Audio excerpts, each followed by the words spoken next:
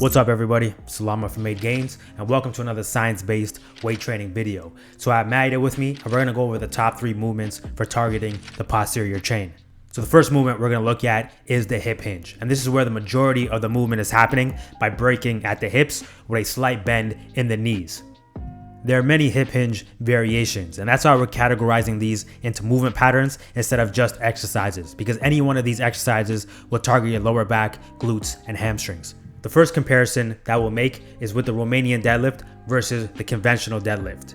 It's commonly believed that the Romanian deadlift is better at targeting the hamstrings than the conventional deadlift.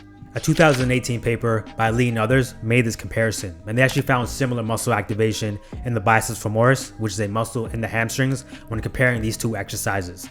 In this same paper, they actually acknowledged that the Romanian deadlift is believed to train the hamstrings more effectively, but this research didn't show it. And another study from 2013 that compared the stiff leg deadlift and the conventional deadlift also found similar activation in the hamstrings. One thing you'll notice when comparing these exercises is a greater bend in the knees in the conventional deadlift. This is why researchers found greater quadricep activation in lifts like the conventional deadlift, the hex bar deadlift, and even more so in the sumo deadlift, where there's more knee bend and more of an upright position. So the takeaway from this is that the conventional deadlift is going to be a better overall lower body exercise since it has more quadricep involvement. But if you want an exercise that's less taxing and less demanding and is going to target your hamstrings and your posterior chain in a similar manner, then the Romanian deadlift is a great option.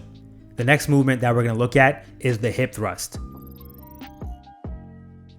So the focus with the hip thrust is to target the glutes, which are some of the most powerful muscles in your body. The function is hip extension, which is driving the hips forward, which is going to be very helpful for locking out a heavy deadlift or any athletic performance that involves sprinting. They're also great for people who want to build a nice butt. Several studies have compared various exercises to see which are best at targeting the glutes. The 2019 systematic review that included 12 articles found that the hip thrust outdid variations of the deadlift and the squat. So our go-to movement for training the glutes is going to be the hip thrust.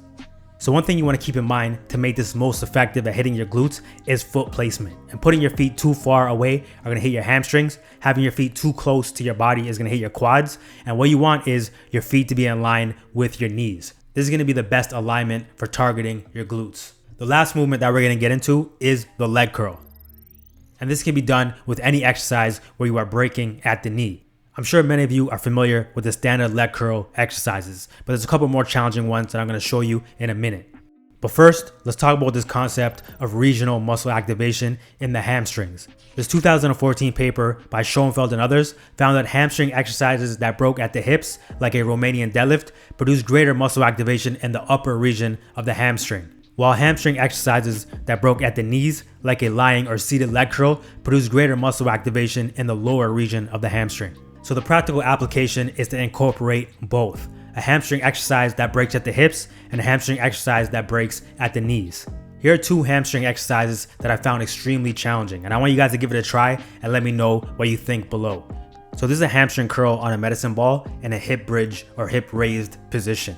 Now the goal is to keep your hips up while you're doing it the entire time. As you can see, I'm completely struggling with this, but I'm going to work on it. The second exercise is a Nordic hamstring curl.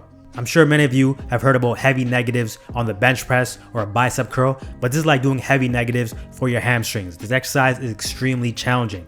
This is also great for those that don't have access to hamstring machines or only want to use their body weight. So this is an excellent exercise for strengthening your hamstrings and something worth giving a try. Alright, so that's the end of the video, guys. Big shout out to Naida for coming through. Women Who Lift, that's her thing. So if you want to check her out, I'm going to plug all this stuff in the description below. So just to recap what we did, that was a lot of posterior chain training, correct? Yep. So glutes, hamstrings, lower back, mainly is what we focused on. So you want to get your hip thrust right, Romanian deadlifts right, conventional deadlifts right, hamstring exercises. Anything else you want to add? And just quality control. Quality. Don't bounce. Don't bounce, keep controlled, focus on using the muscles that you're trying to target. So one thing with the single leg movements, really gonna help with your balance, and as you get stronger on the single leg stuff, that will transfer over into your double leg stuff, all right? So thanks for watching. Shout out to Maida. We're gonna check her out. Until next time, all right? Until next time. Peace.